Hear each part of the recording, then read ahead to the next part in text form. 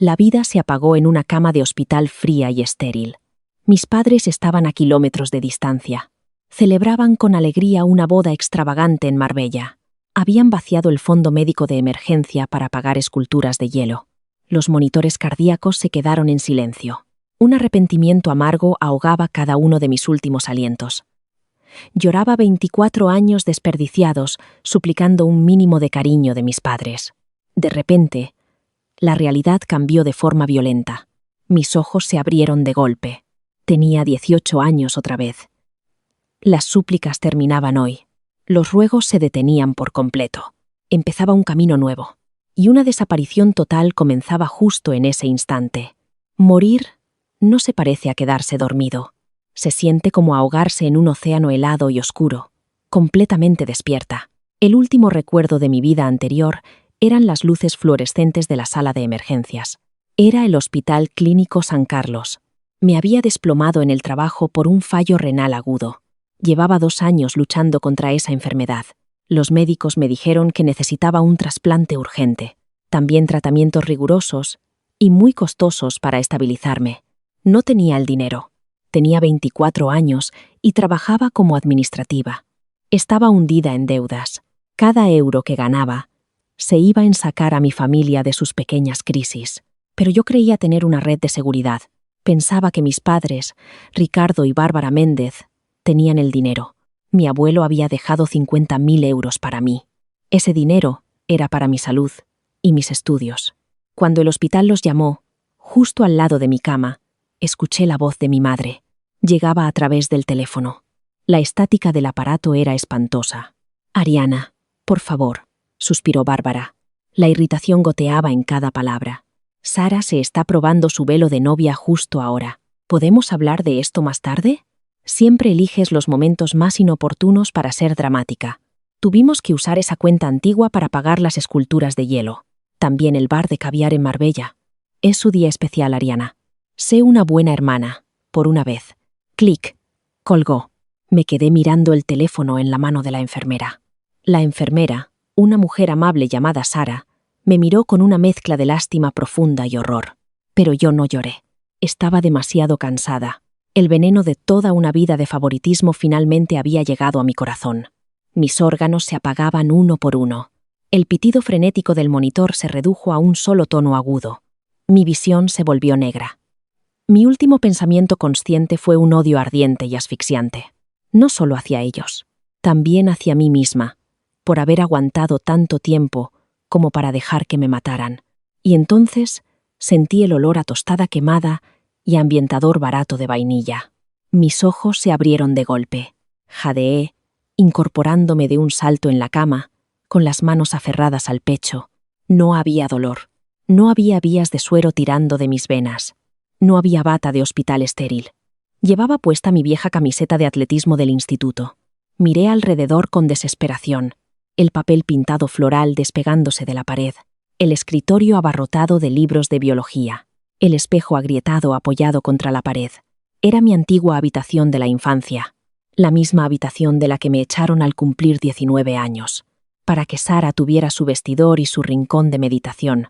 Mis manos temblaban sin control mientras agarraba el teléfono de la mesilla. Era un modelo viejo y tosco. La pantalla se encendió. Martes, 14 de mayo. Mi cumpleaños número 18. Dejé caer el teléfono sobre el colchón. No podía respirar. Mi mente giraba en círculos violentos. ¿Había sido el hospital una pesadilla? No. Los recuerdos eran demasiado vívidos.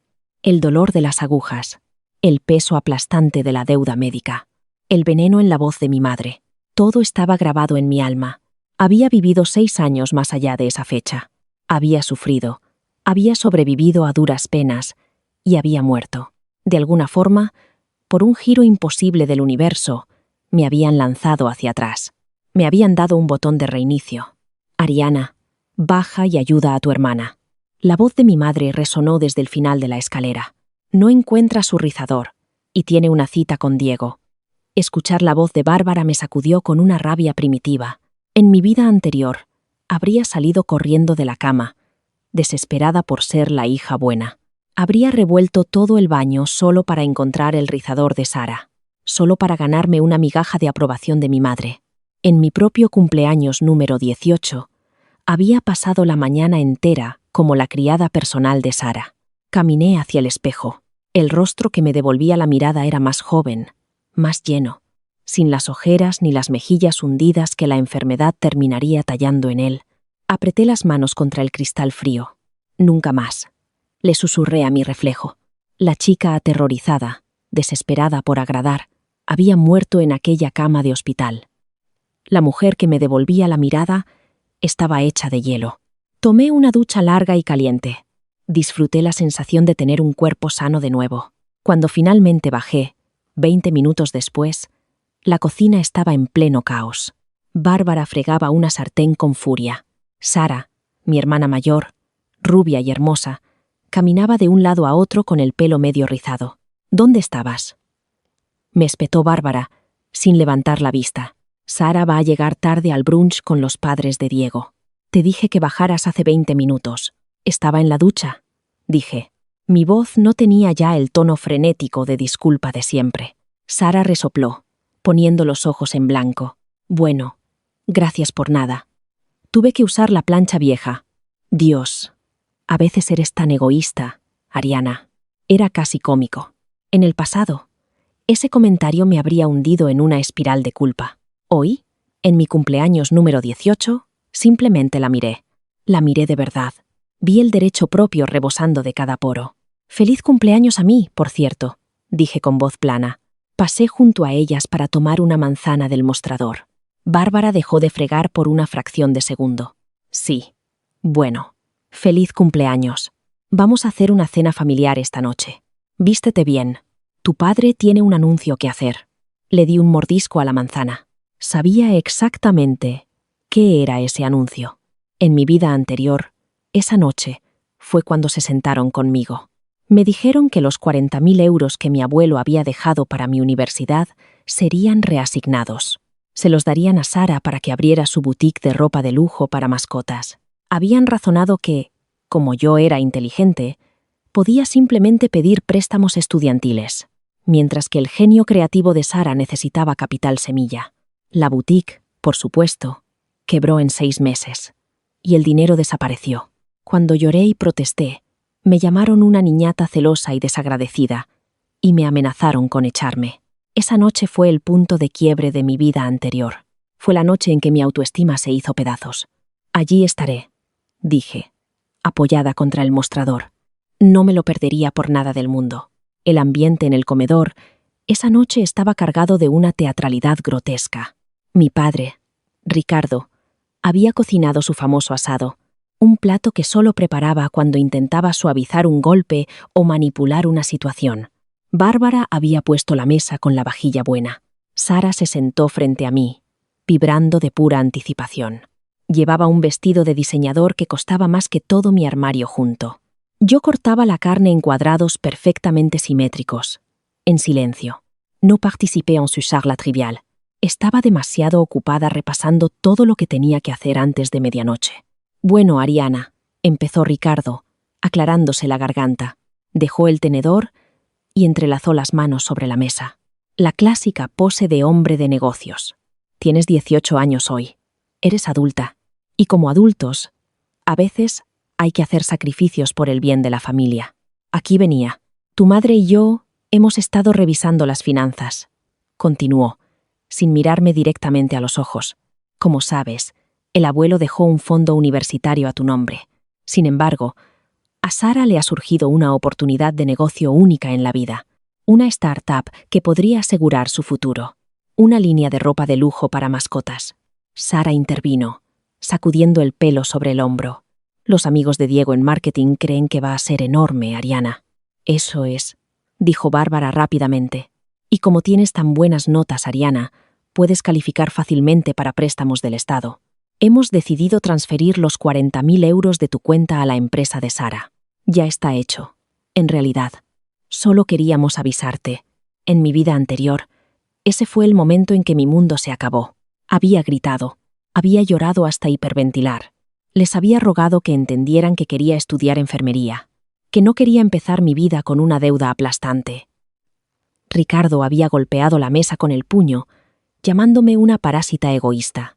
Esta vez, el silencio en la habitación se estiró, tenso y pesado.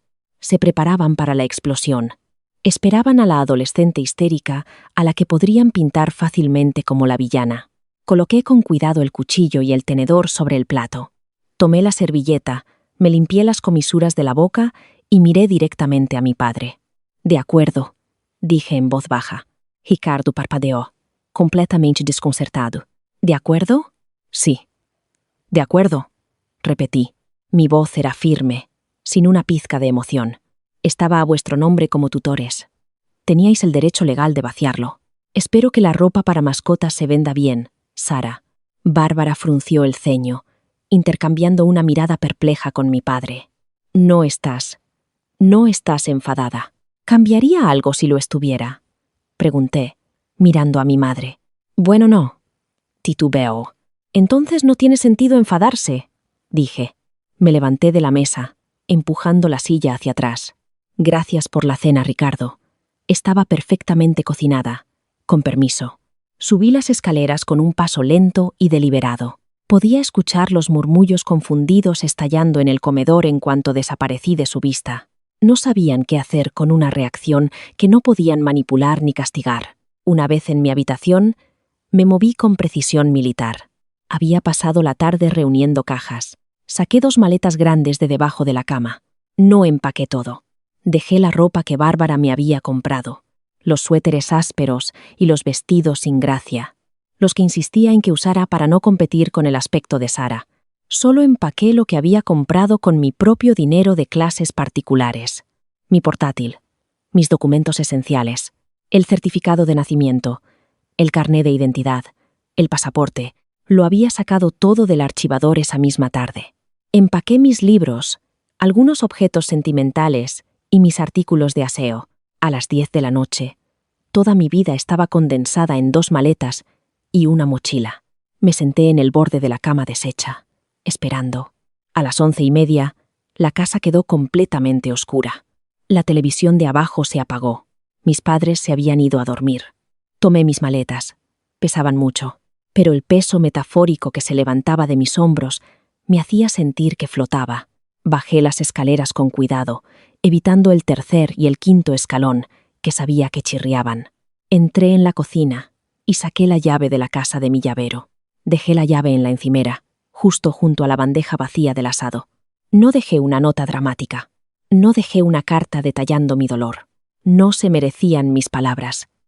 No se merecían una explicación. Simplemente estaba amputando un miembro podrido para salvar el resto de mi cuerpo. Abrí la puerta principal y salí a la fresca noche de mayo. La cerré con cuidado detrás de mí. La cerradura hizo clic. Caminé 3 kilómetros hasta la estación de autobuses abierta a las 24 horas, en las afueras de la ciudad. Olía vagamente a cerveza rancia y a lejía, pero estaba bien iluminada. Compré un café solo, en una máquina expendedora. Me senté en una silla de plástico duro, con los brazos rodeando mis maletas. Esperé a que saliera el sol. Por primera vez en mi existencia, estaba completamente sola. Y era glorioso. Los siguientes días fueron un torbellino de supervivencia agotadora. Usé mis escasos ahorros, unos 800 euros, para alquilar una habitación diminuta sin ventanas. Era en una pensión destartalada, regentada por una mujer fumadora y sin tonterías llamada Marta Higueras. La habitación tenía un colchón en el suelo y un radiador que sonaba como un motor moribundo. Pero tenía una cerradura en la puerta. Era mía. Compré un teléfono desechable barato. Destrocé mi teléfono viejo y lo tiré en un contenedor público. Así no podrían rastrear mi ubicación. Sabía que no presentarían una denuncia por desaparición. Tenía 18 años. Legalmente era adulta. Y, sinceramente, probablemente disfrutaban de la paz y la tranquilidad sin su hija problemática cerca. En menos de 48 horas, conseguí trabajo en la cafetería de Tomás, un local grasiento en los límites del distrito industrial. El dueño, Tomás, era un hombre enorme con un ceño permanentemente fruncido. Me contrató en el acto. Le dije que podía trabajar turnos dobles y fines de semana, sin quejarme. «¿Salario mínimo más propinas?», gruñó Tomás, limpiando la barra con un trapo sucio. Se te cae un plato. Te lo descuento del sueldo. Llegas tarde. Estás despedida. ¿Entendido? Entendido, dije. Así comenzó mi verdadera vida. Pasó un año. 365 días. Olía a fritanga, a café rancio y a producto industrial de limpieza. Mis manos se llenaron de callos. Mis pies dolían constantemente. Había perdido peso, viviendo de las sobras del local y de fideos instantáneos. Pero mi mente estaba más afilada que nunca. Me había matriculado en clases nocturnas, en un centro de formación de Madrid, administración de empresas y finanzas. Esta vez no iba a ser enfermera. Me di cuenta de algo sobre mi vida anterior. Mi deseo de ser enfermera venía de una necesidad desesperada de cuidar a otros. Esperaba que, a cambio, ellos me cuidaran a mí. En esta vida, solo me importaba una cosa: independencia total. El dinero y el poder eran los únicos escudos contra gente como mi familia. Mantuve la cabeza baja, saqué las mejores notas y me convertí en la empleada más fiable de Tomás. Ahorré cada euro. Escondía el dinero en un libro hueco, bajo las tablas del suelo. Todavía no confiaba del todo en los bancos. Pero no puedes huir de los fantasmas para siempre. Tarde o temprano, encuentran la forma de perseguirte. Era un martes lluvioso. La cafetería estaba casi vacía, salvo por algunos camioneros y un cliente habitual en el rincón. Un hombre de aspecto agudo, de unos 28 años, llamado Carlos Vidal. Carlos venía todos los martes y jueves. Siempre pedía café solo y un sándwich club, y se ponía a escribir furiosamente en su portátil. Teníamos una relación tranquila, sin palabras. Yo le mantenía la taza llena. Él dejaba buenas propinas y nunca me ligaba. Estaba limpiando la vitrina de tartas cuando la campana de la puerta sonó con violencia. No necesité ni girarme. Reconocí los pasos pesados y arrogantes, seguidos del repiqueteo de unos tacones caros. Vaya, mira esto. Me giré despacio, con el trapo húmedo en la mano. De pie, en medio del suelo de linóleo, estaba Sara. A su lado estaba su novio, Diego Prado, un tipo que parecía dedicar más tiempo a peinarse que a cultivar una personalidad. Sara miró alrededor de la cafetería con auténtico asco. Arrugó la nariz, como si el olor a clase trabajadora la agrediera físicamente. ¿Te traigo una mesa? ¿O solo vienes a inspeccionar las violaciones sanitarias?, pregunté, con voz seca. Sara se acercó a un mostrador a grandes zancadas. Dejó caer un bolso de cuero impecable sobre la fórmica. ¿Tienes idea de lo difícil que fue encontrarte? Mamá tuvo que contratar a un detective privado. Cambiaste de número. Así suele funcionar cuando no quieres que te contacten, respondí, apoyada en el mostrador. ¿Qué quieres, Sara? Estoy trabajando. ¿Qué quiero?, chilló, atrayendo la atención de los camioneros y de Carlos en el rincón. Quiero que dejes esta enorme rabieta y vuelvas a casa. Mamá tiene una crisis nerviosa, porque tiene que hacer la colada y la limpieza. Y mi boutique está pasando por una fase de transición. Ah, la boutique estaba fallando. Justo a tiempo. Fase de transición, es decir, te gastaste los 40.000 en fiestas de marketing. Y ahora no puedes pagar el inventario, dije, dando justo en el clavo. Diego dio un paso al frente, sacando pecho. Oye, Ariana, tienes que respetar a tu hermana. Está bajo mucho estrés. Tienes que volver a casa. Recuperar tu antigua habitación. Bueno, la del sótano. Tu cuarto ahora es mi sala de videojuegos. Y ayudar a tu familia. Mamá dice que puedes conseguir un segundo trabajo para sostener el negocio de Sara hasta que despegue. Miré a Diego. Luego miré a Sara. La pura, desvergonzada audacia de esta gente era pasmosa. Me habían rastreado después de un año entero de silencio absoluto. No para preguntar cómo estaba, ni para comprobar si estaba a salvo, sino para exigir que volviera a mi papel de sirvienta y financiara sus delirios. Sentí una risa fría burbujear en mi garganta. Se me escapó, resonando en la cafetería silenciosa. ¿Te parece divertido?, soltó Sara, con la cara enrojeciendo. Estás viviendo en la miseria, sirviendo huevos grasientos a perdedores. Eres una graduada de instituto trabajando en un empleo sin futuro. No eres nada sin nosotros. Dejé de reír. El hielo en mis venas se endureció. Salí de detrás del mostrador y me coloqué a centímetros de Sara.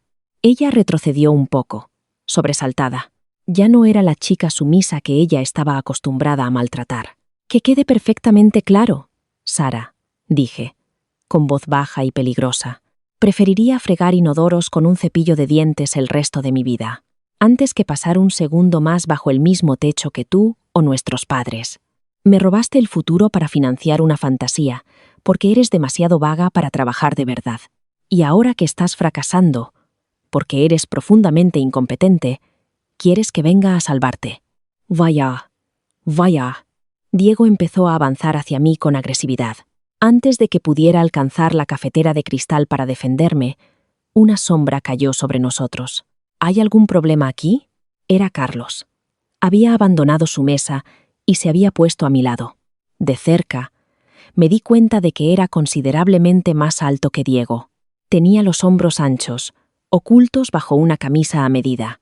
Sus ojos, oscuros y agudos, estaban fijos en Diego con una intensidad silenciosa y aterradora. Diego vaciló, calculó a Carlos y decidió que no quería problemas. Esto es un asunto familiar, tío. Retírate. A mí me parece que estás acosando al personal, dijo Carlos con suavidad, cruzando los brazos. Y como disfruto de la tranquilidad de este establecimiento, te sugiero algo. Saquéis el asunto familiar fuera de aquí, de forma permanente.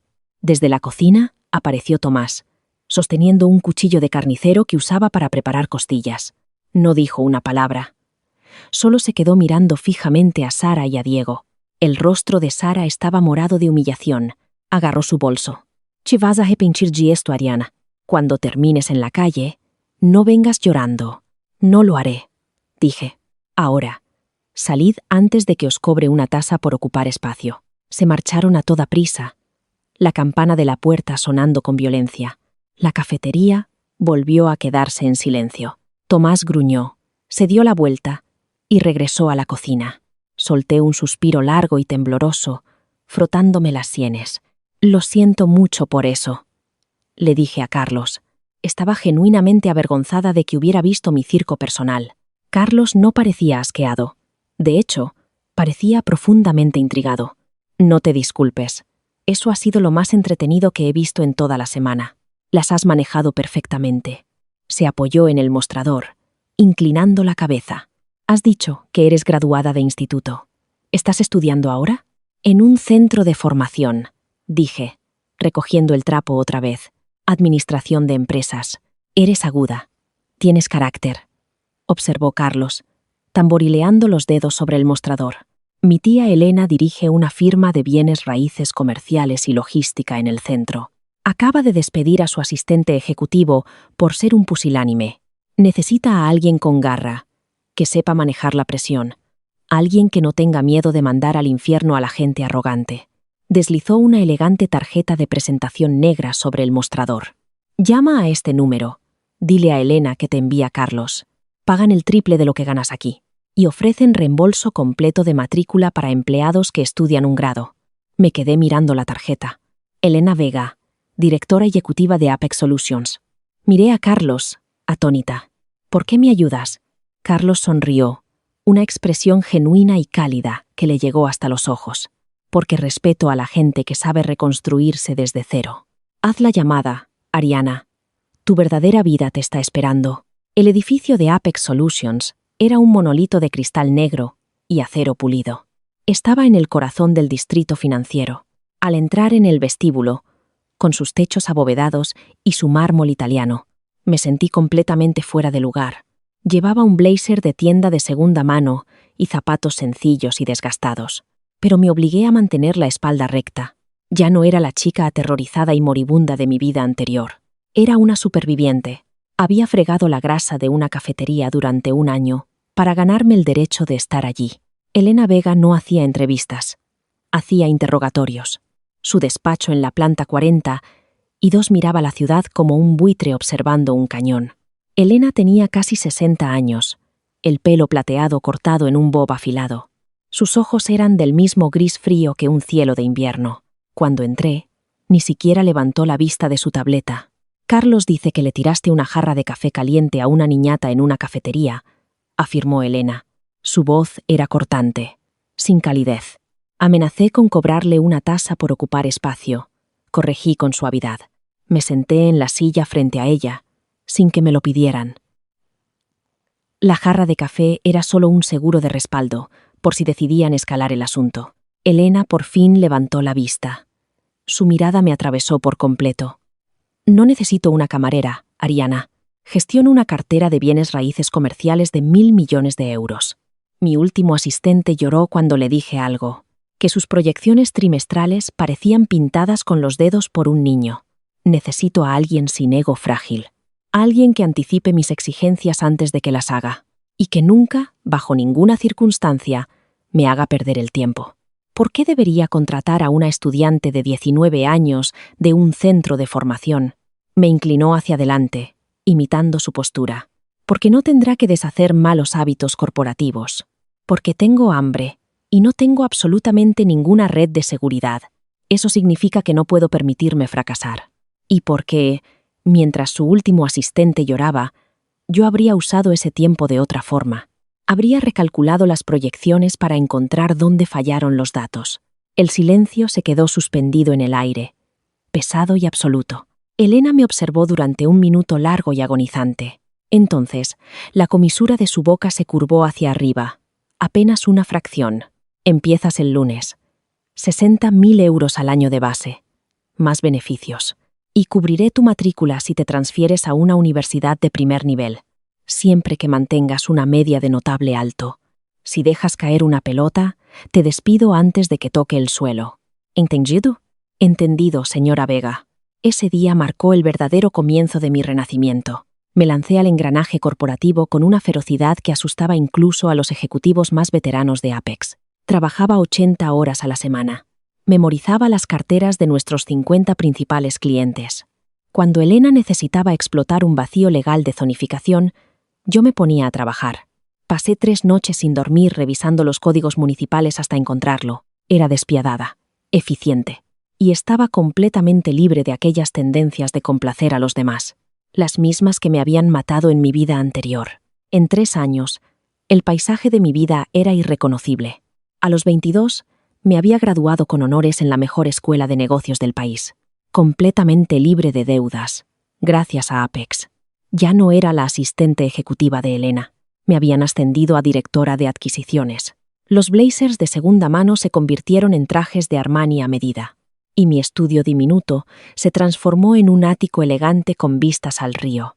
Carlos resultó ser el abogado principal de una firma de capital privado asociada a Apex.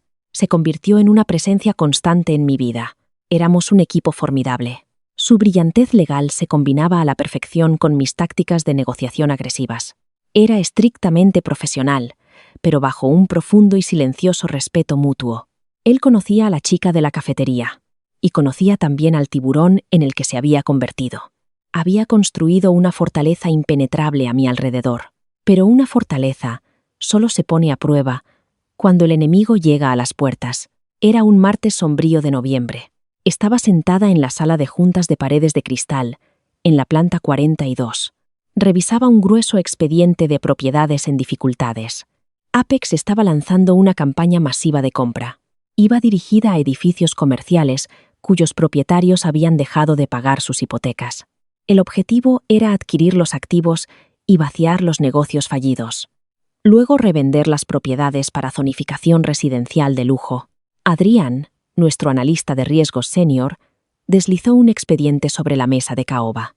Este es un desastre, Ariana. La propiedad es un local en una esquina prima del barrio de las Artes. Pero los inquilinos están en mora severa. Es una boutique de ropa de lujo para mascotas. Una hemorragia financiera absoluta. El propietario quiere liquidar el edificio solo para lavarse las manos del contrato de alquiler. Pero el garante del alquiler de la boutique está luchando con uñas y dientes. Han pedido una reunión con nosotros para renegociar la deuda antes de que finalicemos la compra. Abrí el expediente.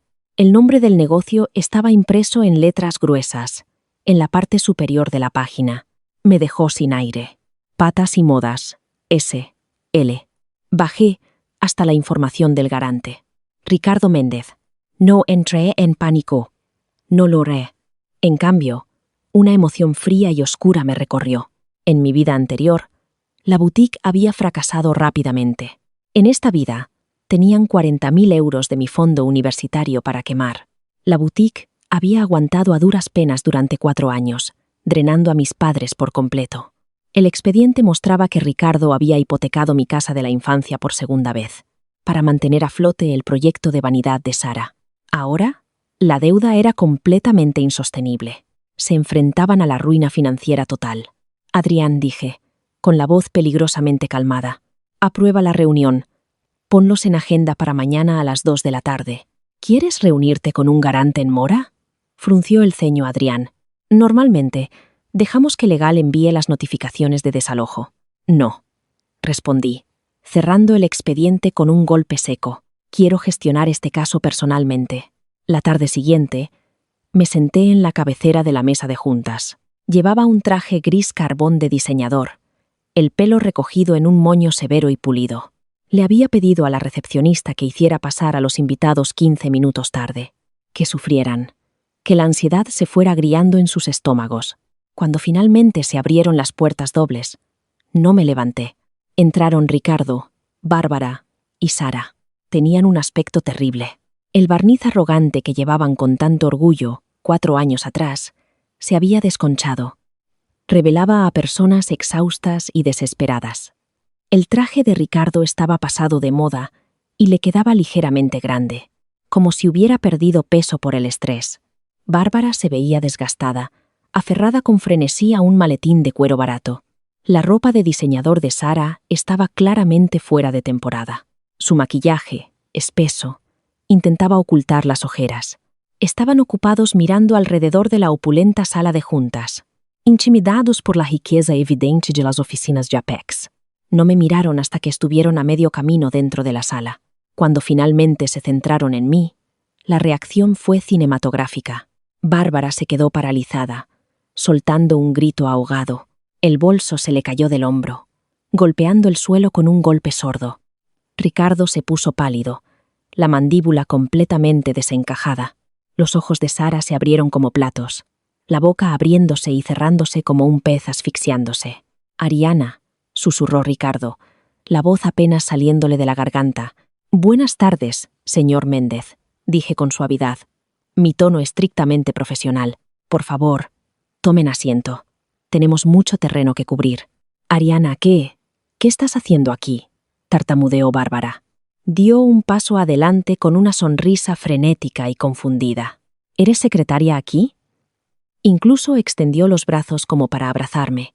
El delirio era asombroso. «Tome asiento, señora Méndez», repetí, con la voz bajando una octava, resonando con una autoridad inconfundible. Adrián, sentado a mi derecha, parecía completamente confundido.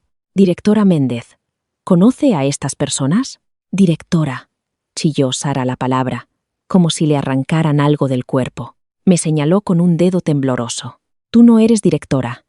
Lo dejaste todo para servir mesas en una cafetería».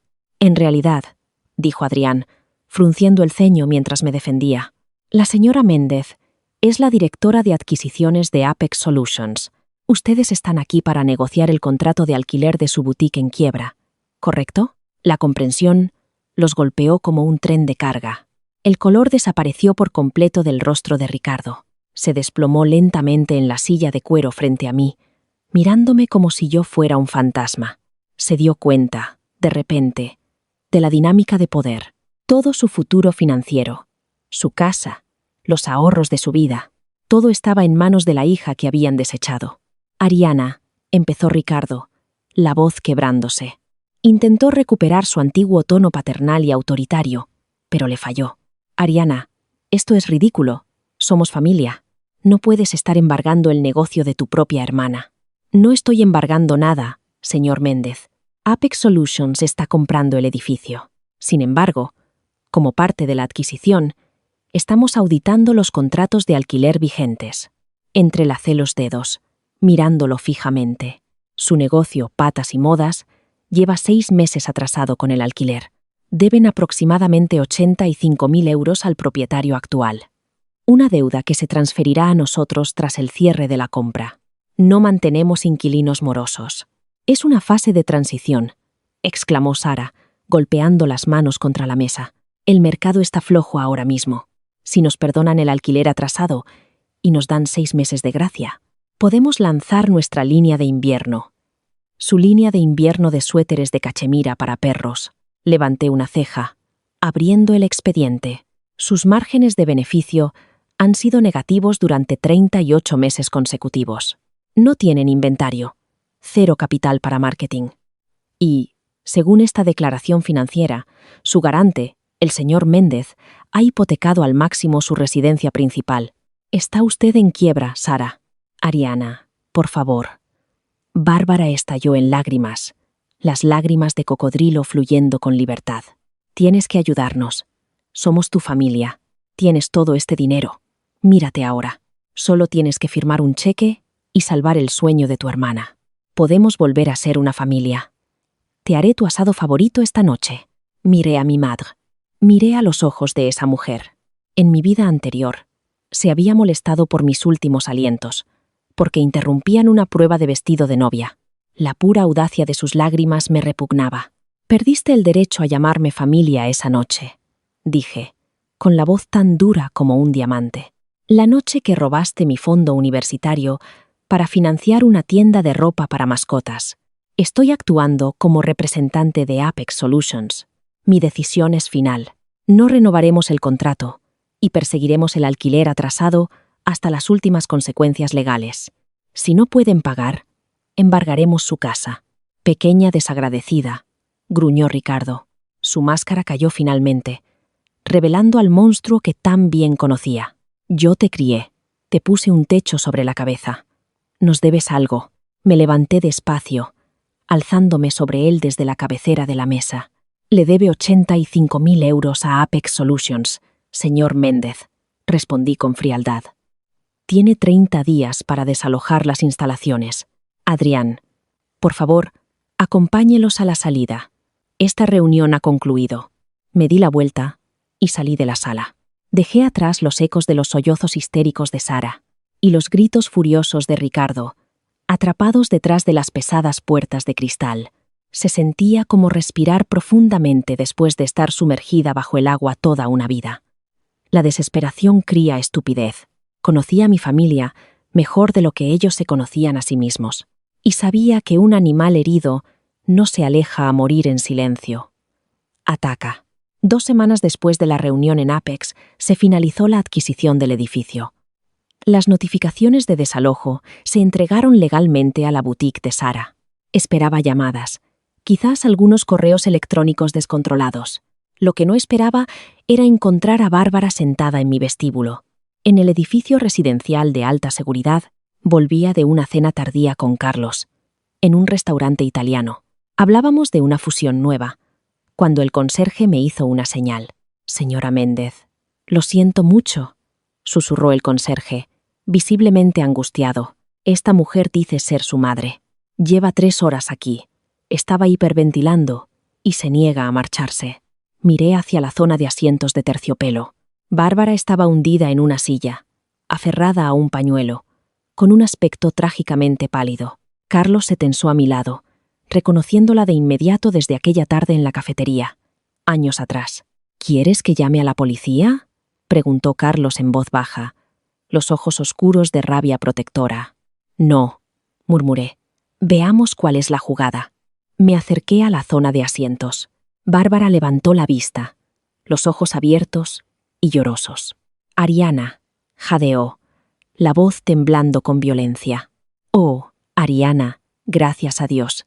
¿Cómo conseguiste esta dirección, Bárbara?, pregunté, sin sentarme.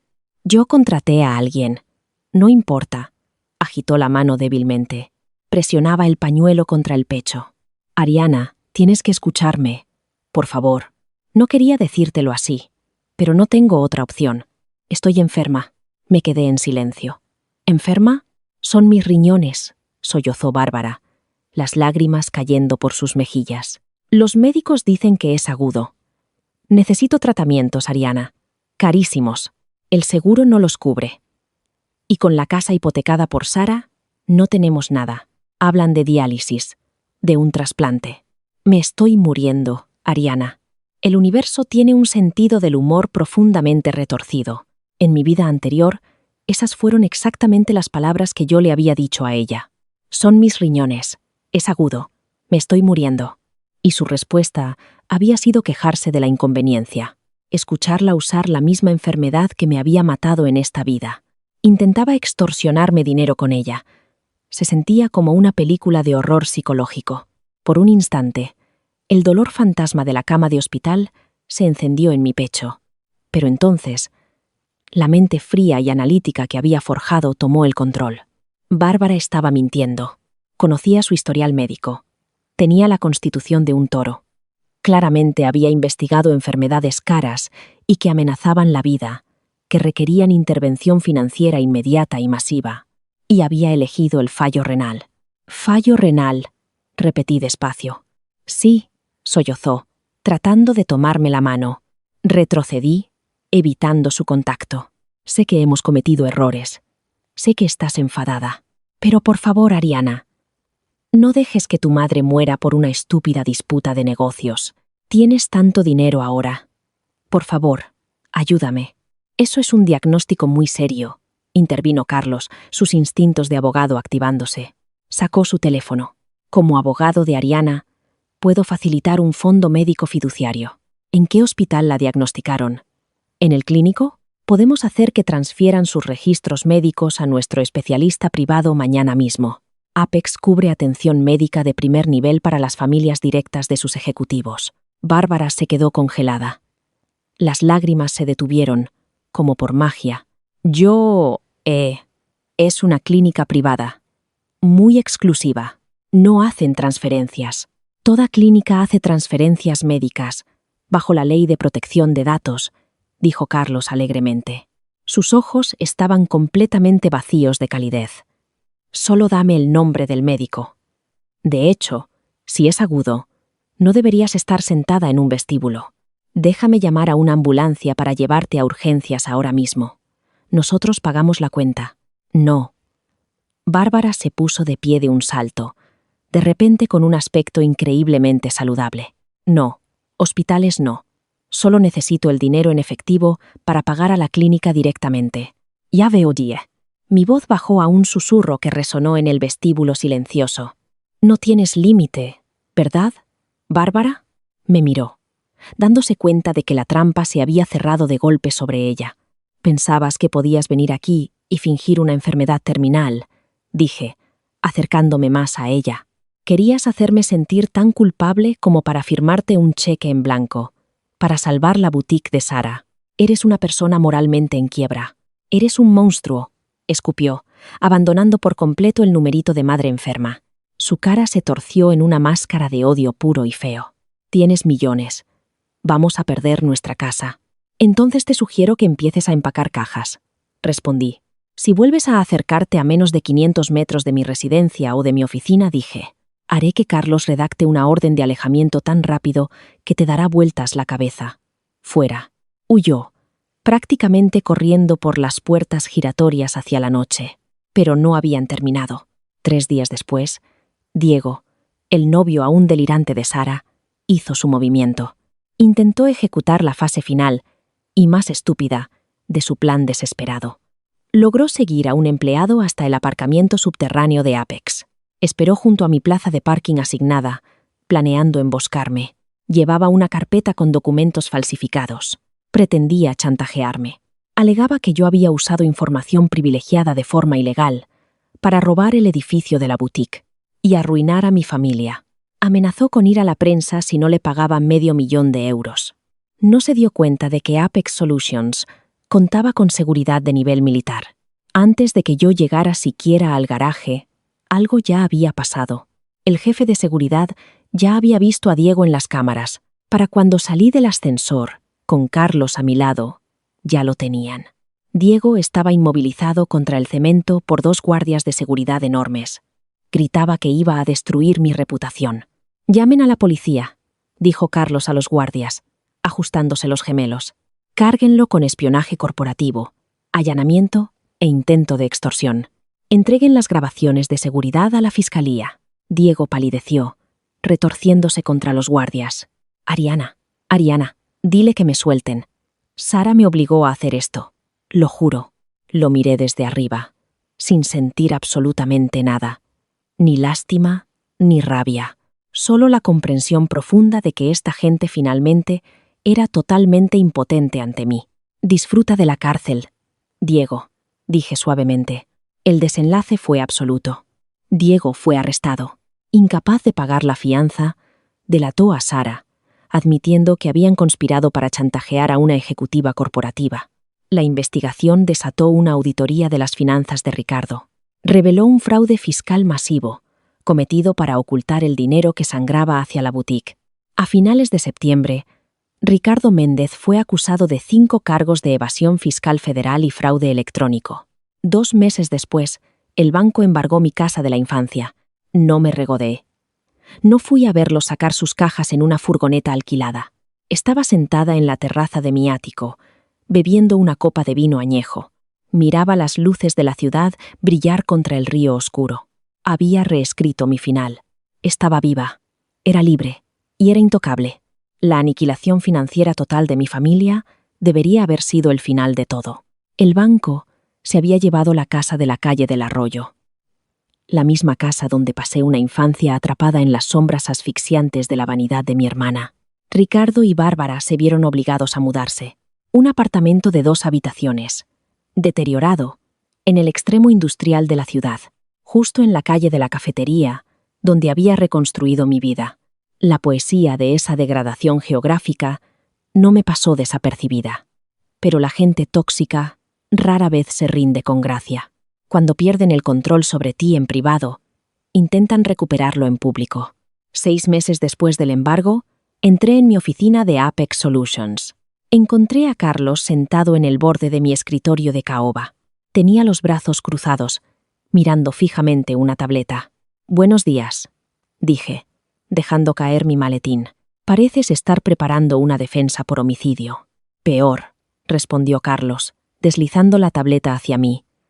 «Una pesadilla de relaciones públicas». Miré la pantalla. Era un vídeo en un canal de podcast local de investigación, muy popular. El título del episodio era abiertamente sensacionalista. Codicia corporativa. La ejecutiva que desalojó a su propia sangre. Allí, sentada en un sofá de terciopelo bajo luces de estudio, estaba Sara. Se veía completamente distinta a la última vez que la vi. La ropa de diseñador había desaparecido, reemplazada por un suéter beige, modesto y algo grande. Su maquillaje era mínimo, aplicado con maestría para que pareciera exhausta y profundamente traumatizada. Y solo nos miraba con esos ojos fríos y apagados. Sara sollozaba ante la cámara, secándose la cara con un pañuelo. Mis padres lo sacrificaron todo por ella. Le pagaron la universidad. La querían. Y en cuanto probó un poco de poder corporativo en Apex Solutions, se volvió contra nosotros. Terminó ilegalmente el contrato de mi pequeño negocio solo para aplastarme. Y luego usó a sus abogados multimillonarios para incriminar a mi novio Diego y meterlo en la cárcel. Ahora mis padres están sin hogar. Y mi hermana se toma champán en su ático. El vídeo ya había acumulado 500.000 de visitas. La sección de comentarios era un pozo de veneno, dirigido directamente contra mí. La gente pedía mi renuncia, exigía boicots contra Apex y me etiquetaba como un monstruo corporativo sociópata. Sentí un eco breve y hueco de la ansiedad que solía paralizarme en mi vida anterior. La antigua Ariana se habría derrumbado bajo el peso de miles de personas odiándola. Habría redactado una disculpa desesperada. Habría transferido a Sara cualquier dinero que exigiera, solo para detener la humillación pública. La nueva Ariana simplemente tomó el teléfono de la oficina y llamó a Elena Vega. «Supongo que has visto el reportaje difamatorio, Elena», dije con calma cuando contestó. «Lo he visto». La voz cortante de Elena crujió a través del auricular. «Beatriz Montero, de Relaciones Públicas, ya está redactando un comunicado de contención.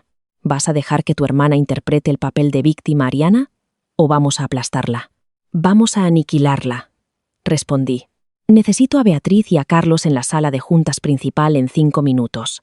Cuando nos reunimos, Beatriz parecía preocupada. Era una mujer formidable, de unos 40 años, capaz de convertir un desastre en oro. «Ariana, al Tribunal de la Opinión Pública no le importan las legalidades de los contratos comerciales. Ven a una chica llorando frente a una ejecutiva despiadada. Si simplemente publicamos un desmentido corporativo estéril, va a parecer que los estamos acosando aún más. Necesitamos un cambio de narrativa. No tengo una narrativa, Beatriz, dije. Saqué una gruesa carpeta negra de mi maletín y la dejé caer sobre la mesa de cristal. Tengo pruebas. Carlos sonrió, reconociendo la carpeta. Ah, la opción nuclear. Ábrela, le indiqué a Beatriz. La abrió. Dentro había documentos perfectamente organizados, obtenidos de forma legal. El primero era el rastro financiero de los 40.000 euros robados de mi cuenta tutelada. Ricardo y Bárbara los habían canalizado directamente hacia la empresa de Sara. El segundo era la transcripción del interrogatorio policial de Diego. En ella confesaba que Sara había organizado el intento de chantaje, con documentos falsificados. El tercero era la grabación de seguridad de Diego emboscándome en el garaje. Y, finalmente, los registros médicos que Bárbara había enviado por correo a mi asistente una semana antes. En ellos afirmaba sufrir un fallo renal terminal.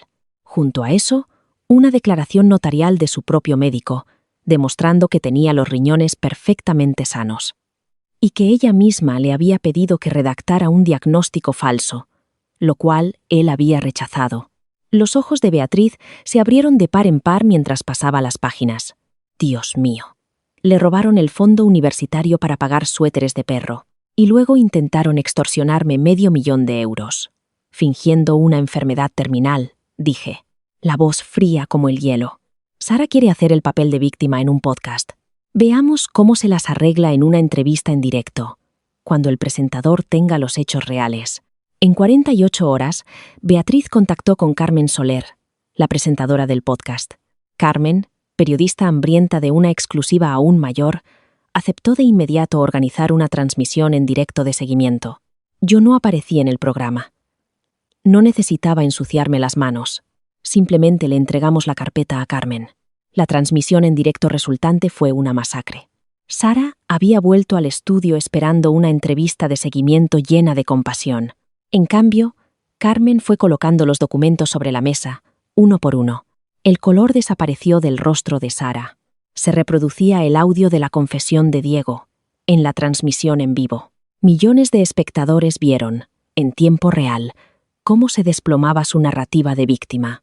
Fue una humillante exhibición de fraude, robo y extorsión. Cuando Carmen mostró la prueba, todo cambió. Bárbara había fingido la misma enfermedad de la que yo realmente había muerto en mi vida anterior. Sara se quitó el micrófono. Salió corriendo del estudio, con la cara enterrada entre las manos. La reacción en Internet fue rápida y despiadada. La misma gente que había pedido mi cabeza ahora destrozaba a Sara. Patas y modas se convirtió en la vergüenza nacional. Las redes sociales de Sara se inundaron de odio. Tuvo que eliminarlas por completo. La niña dorada finalmente había sido expuesta a la luz, y el resplandor la había reducido a cenizas. Las consecuencias del podcast no solo arruinaron la reputación de Sara, actuaron como catalizador para el golpe final y devastador contra mis padres. Las autoridades federales llevaban tiempo auditando en silencio las finanzas de Ricardo. Desde el arresto de Diego, aceleraron de repente su calendario. La exposición pública de los fondos tutelados robados llamó la atención de Hacienda. La División de Investigación Criminal se puso en marcha. Profundizaron en la contabilidad de Ricardo. Descubrieron un laberinto de cuentas en el extranjero y declaraciones de impuestos falsificadas. No solo me había estado robando a mí, había estado defraudando al Estado durante más de una década. Todo para financiar el estilo de vida opulento que él y Bárbara exhibían. A finales de septiembre, Ricardo Méndez fue acusado de 5 cargos de evasión fiscal y fraude. El juicio inminente rompió cualquier vínculo frágil y podrido que aún existiera entre mis padres. Cuando el dinero desapareció, también lo hizo la lealtad. 2 semanas antes de que comenzara el juicio, recibí un mensaje del conserje de mi edificio. Bárbara estaba en una cafetería al otro lado de la calle, rogando 10 minutos de mi tiempo. No quería ir. No tenía nada más que decirle a la mujer que me había dado a luz. Pero Carlos, siempre el estratega, me aconsejó que la escuchara. Si está acorralada, podría estar planeando algo desesperado, Es mejor saber dónde se esconde la serpiente. Entré en la cafetería bulliciosa en una fresca mañana de otoño. Bárbara estaba sentada en un reservado del rincón. La transformación era asombrosa. Su pelo, perfectamente teñido antes, ahora mostraba 5 centímetros de raíces grises. Su piel estaba cetrina, y parecía haber envejecido 10 años en cuestión de meses. Me deslicé en el asiento frente a ella, pidiendo un café solo. No me quité las gafas de sol. «Te ves bien, Ariana», dijo con voz rasposa, aferrando un vaso de papel con manos temblorosas. «Dime qué quieres, Bárbara», respondí. «Tengo una reunión de junta a las 11». Tragó saliva con esfuerzo, las lágrimas asomando en sus ojos, pero no eran las lágrimas teatrales y manipuladoras del pasado. Eran las lágrimas de una mujer que finalmente había tocado fondo en la realidad concreta. «Dejé a tu padre», susurró, mirando hacia la mesa. «Presenté el divorcio el martes. Los abogados me dijeron que, si sigo atada a él, Hacienda embargará mis cuentas personales. No que quede mucho. Va a ir a la cárcel, Ariana». Wallace, su abogado defensor, le dijo que aceptara un acuerdo. Pero Ricardo es demasiado orgulloso. Va a ir a juicio y va a perder. Bebí mi café, con el rostro convertido en una máscara ilegible. «¿Por qué me cuentas esto?» Bárbara levantó la vista, los ojos abiertos con una esperanza patética y desesperada. «Porque puedo testificar contra él. Sé dónde está el resto de los activos ocultos, los que Hacienda aún no ha encontrado. Puedo asegurarme de que lo encierren durante mucho tiempo. Pero no tengo nada, Ariana». Saran de mí viendo en el sofá de una amiga. Y no me habla. Tengo 58 años y no tengo ninguna habilidad comercializable. No puedo vivir en la calle.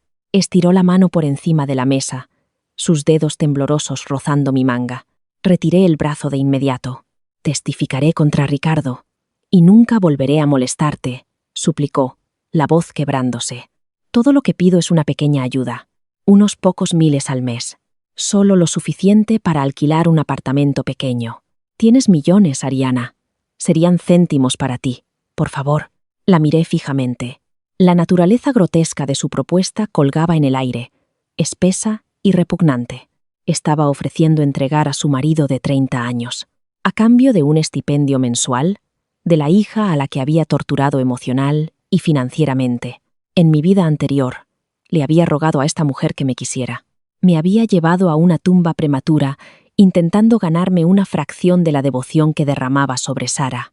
Y ahí estaba ella, dispuesta a traicionar su cómoda vida, a su marido y su propia dignidad, por un apartamento barato y dinero para la compra.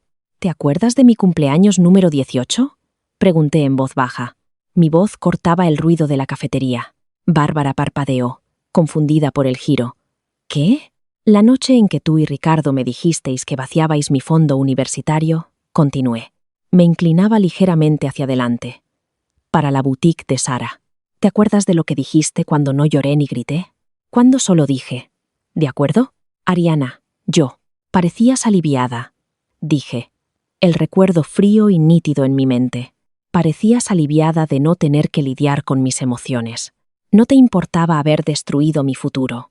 Solo te importaba tu propia comodidad. Me levanté, ajustándome el abrigo. «No voy a darte ni un céntimo, Bárbara», dije, mirándola desde arriba. «No porque no tenga el dinero, sino porque te mereces exactamente la vida que has construido para ti misma. Testifica contra Ricardo.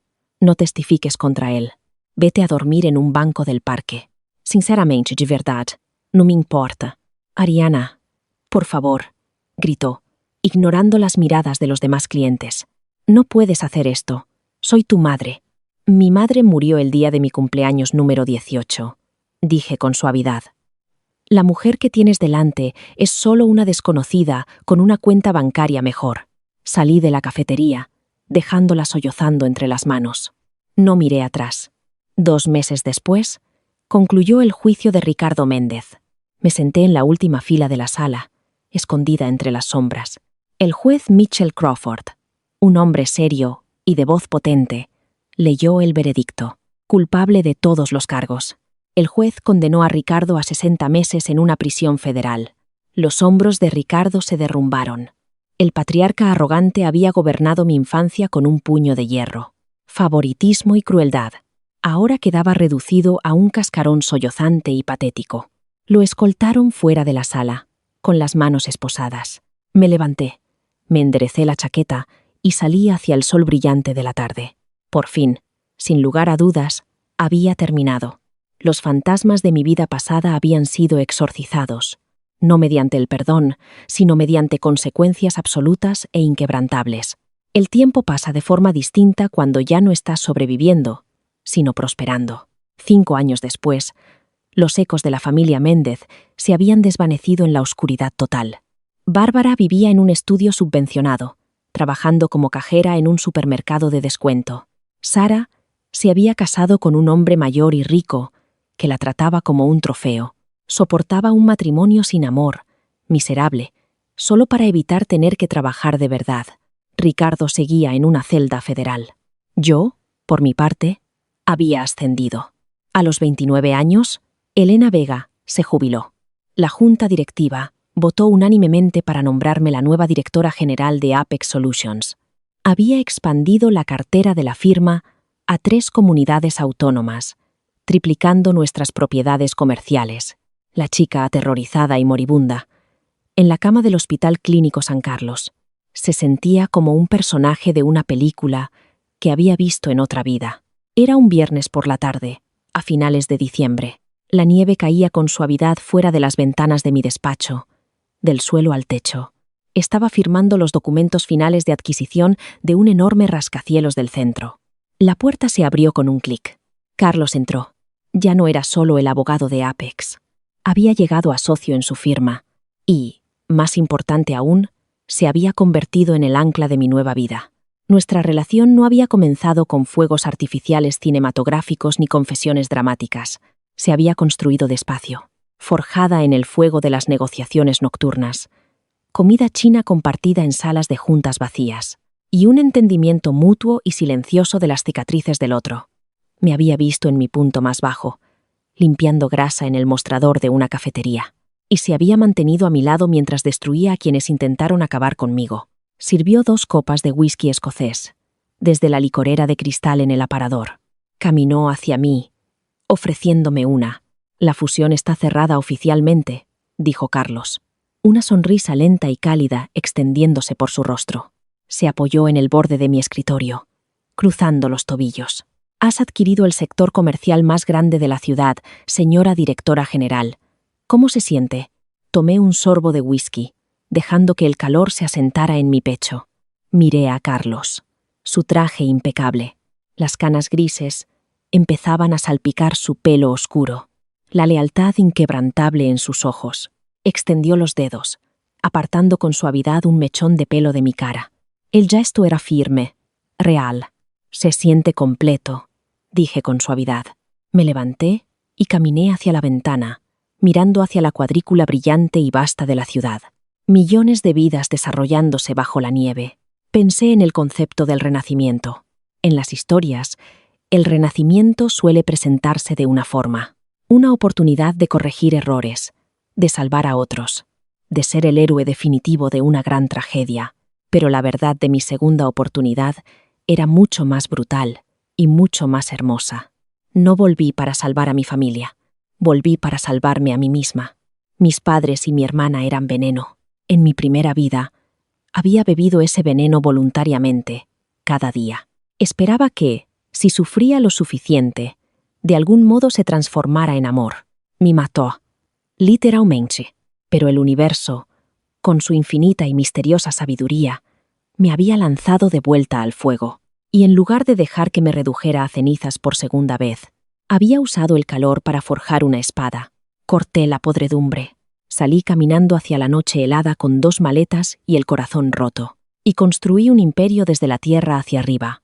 Carlos rodeó mi cintura con los brazos desde atrás, apoyando el mentón en mi hombro. «Estás pensando demasiado fuerte otra vez», murmuró, su aliento cálido contra mi cuello. «¿Dónde estabas?» «Solo reflexionando», dije, recostándome en su abrazo firme, pensando en lo fácil que habría sido todo distinto si me hubiera quedado en esa casa. Si no hubiera entrado en esa cafetería, lo habrías descubierto de todos modos, dijo Carlos con confianza. Eres un depredador, Ariana. Siempre ibas a llegar a la cima de la cadena alimentaria. Sonreí, girando la cabeza para posar un beso en su mandíbula. Tenía razón. La chica asustada se había ido para siempre. Era Ariana Méndez, directora general, superviviente y arquitecta de mi propio destino. Había recuperado mi vida, y no le debía nada a la sangre que había intentado drenarme hasta secarme. La nieve seguía cayendo, enterrando el pasado bajo una manta espesa y blanca. Mañana era un nuevo día, en una vida que me pertenecía por completo. ¡Qué viaje! La historia de Ariana es la prueba definitiva de algo. A veces, lo más tóxico en nuestras vidas comparte nuestro propio ADN, y la mayor venganza es simplemente sobrevivir a sus expectativas y construir un imperio propio. Si te ha gustado esta historia de renacimiento, justicia y dominio corporativo absoluto, dale like. Comparte este vídeo con alguien que necesite un recordatorio para proteger su paz. Suscríbete al canal para más dramas increíbles, basados en la vida real. ¿Alguna vez has tenido que alejarte de familiares tóxicos para salvarte a ti mismo? Deja tu historia en los comentarios. Leo cada uno de ellos. Nos vemos en el próximo vídeo. Esta es una obra de ficción.